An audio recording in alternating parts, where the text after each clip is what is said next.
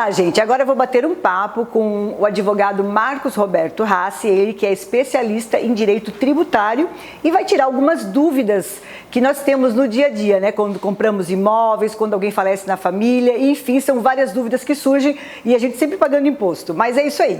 Doutor Marcos, tudo bem com você? Tudo bem, grato pelo convite. Eu que agradeço então a tua participação e vamos tirar então algumas dúvidas, né, que surgem no nosso dia a dia, né? Por exemplo, o ITBI, o que significa, como ele é cobrado, quando, por quê? Bem, o ITBI é um imposto de transmissão de bens imóveis, né? Ele é cobrado toda vez que a gente faz uma cessão onerosa, uma compra e venda, né, de algum imóvel.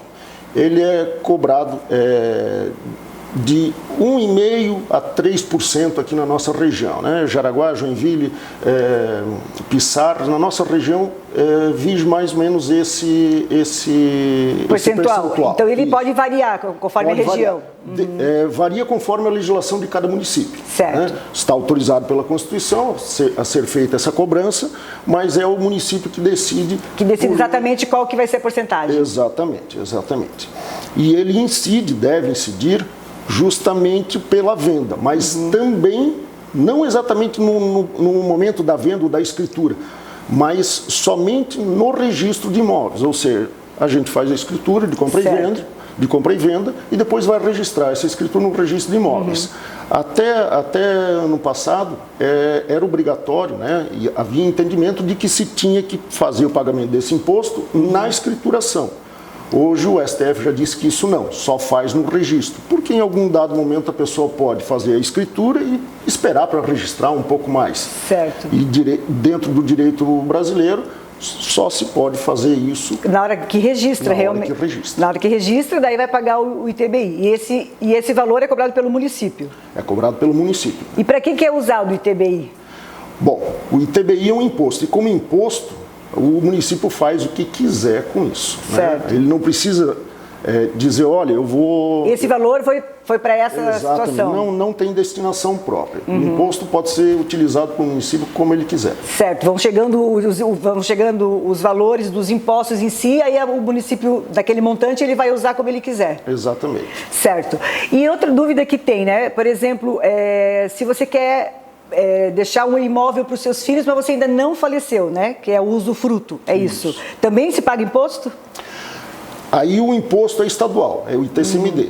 Imposto, transmissão, causa, mortes e doações. Esse imposto eu vou pagar toda vez que eu fizer uma doação. Certo. E eu quiser, por exemplo, que mantenha em usufruto. Eu dou para o meu filho, dou a propriedade, certo, mas eu vou me reservar o direito de ficar com o usufruto. Até falecer. O usufruto, né, para quem está assistindo a gente e não sabe, até o falecimento da pessoa, né? Exatamente. Então eu vou ficar com todos os direitos sobre aquele imóvel. Eu só não vou poder vender porque ele já não é mais meu, já é do meu filho. Certo. E para isso eu vou ter que pagar ITCMD.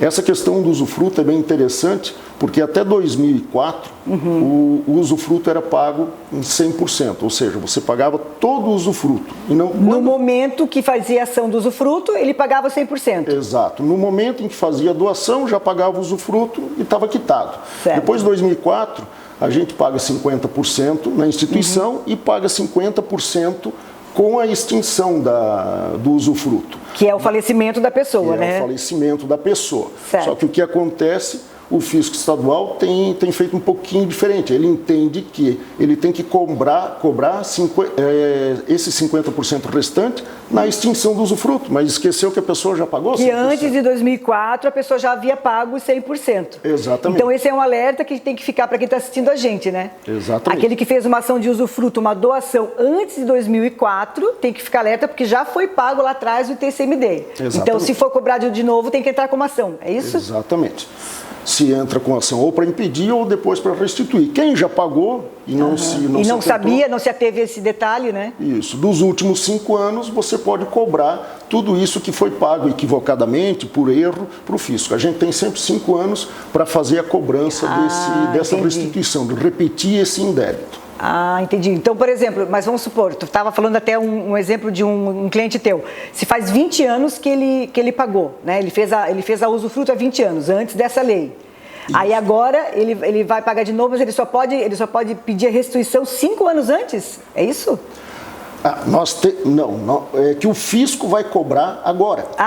Ele vai estar pagando agora. Então, quem pagou nesses últimos 5 anos ainda consegue pedir a restituição. Exatamente. Se já tiver passado 5 anos, mais que 5 anos, aí ele perdeu esse dinheiro. Exatamente. Aí não tem volta. Exatamente. Então, o melhor de tudo é impedir o pagamento. Ou seja, se o fisco exigir que você pague esses 50% remanescentes, que são pela extinção, mas que já estariam quitados, é melhor entrar com a ação para impedir que seja obrigatório esse recolhimento. Esse recolhimento. Que restituir, né? Uhum. E nesse caso sempre vai precisar de um advogado para fazer, né? Essa é uma notícia. Infelizmente, como o nosso fisco é muito ligeiro, a gente vai precisar de um colega profissional para poder estudar a demanda. Certo. E me diz uma coisa, por exemplo, se você vende um imóvel e você faz o contrato de compra e venda, mas não registra no momento, uma hora o fisco vai descobrir, né? Que vai ter que pagar de qualquer jeito, não tem como não pagar o ITCMD, né? Aí vem a questão, existe uma questão polêmica em relação à prescrição, se o fisco já poderia ter cobrado ou não, porque ele já sabe que foi feita aquela transferência de compra e venda. Compra e venda. Né? Então o fisco já tem conhecimento disso. Se ele esperar mais de 5 anos, teoricamente está prescrito o direito do fisco. E tem até 5 anos para cobrar. Então, querendo ou não, se a pessoa registrou e não pagou, até 5 anos o fisco pode cobrar. Passando disso, não. Mas é difícil passar, né, em branco, né? Olha, existem alguns casos assim, mas o fisco não está tão aparelhado assim ainda hoje em dia para conseguir dar conta de tudo isso. Certo. Mas E me diz uma coisa, isso perguntando mesmo como leiga, né? Então a pessoa ela vai pagar o imposto quando ela compra e aí depois... Qual o imposto? O ITBI ou o ITCMD? Não, o ITCMD. O ITCMD. Não, daí quando ela compra ela vai pagar ITBI, que é para o município. Ah, certo. Se ela fizer a doação ou se ela morrer... Aí é o ITCMD. Aí o ITCMD, que é para o Estado. E aí quem vende o imóvel daí não paga, né? Eu estou vendendo o imóvel para você vai pagar o ITBI. Eu vou pagar. Ah, certo. E aí para pagar o imposto de renda em cima disso é de quem comprou também, né? Aí o ganho de capital vai pagar. Se eu comprei por 5 mil e estou vendendo por 15, eu vou ter 10 mil de ganho de capital. Né? Entendi. A pessoa que vai comprar vai ter que declarar da onde ela conseguiu aquele dinheiro para conseguir fazer a compra. E eu vou declarar o ganho de capital. Certo, vai pagar o imposto de renda em cima desse valor. Desses supostos 10 mil que eu lucrei com... Certo, a gente, resumindo, a gente não escapa de pagar nenhum imposto, né? Não, é difícil. O que a gente consegue fazer é um planejamento tributário para minimizar os impactos tributários. Né? Certo. Então, tanto a empresa quanto a pessoa física podem fazer esses estudos. A gente são várias teses para conseguir não só recuperar, mas impedir que a gente pague tanto imposto assim como a gente paga. Certo. Então, por exemplo, se a pessoa tem muitos imóveis, já fez muitas negociações, às vezes está perdido, ela pode também ter um auxílio de vocês, né, como advogado tributário, para ver como é que está a situação num todo, né? É importante, porque assim, normalmente quem já está nesse métier, já está acostumado, já se assessora com alguém. Quem não tem, obviamente, tem que procurar alguém para poder ter o teu auxílio. Porque tu falou desse planejamento, como é que é feito esse planejamento? A gente estuda como é que a empresa, qual é o ramo de atividade, certo. E se dentro do ramo de atividade a gente consegue fazer com que pague menos imposto. Então, o planejamento, saber como é que qual é o ramo de atividade, o que fatura, funcionários, certo. Tudo isso é analisado na hora da gente fazer esse planejamento tributário, para minimizar o impacto. Certo. Muito bom saber que temos assim profissionais como você, né, para auxiliar nesse sentido, né, porque a gente, como leigo, né, as empresas ou pessoas físicas, a gente não tem esse conhecimento, né? Então, tendo o auxílio de advogados como você ajuda bastante.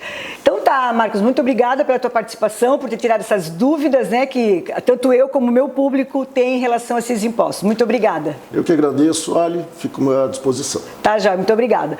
Nós ficamos por aqui e voltamos na semana que vem. Mas antes, amanhã, quarta-feira, fique com Nelly Passot em Blumenau. Até mais.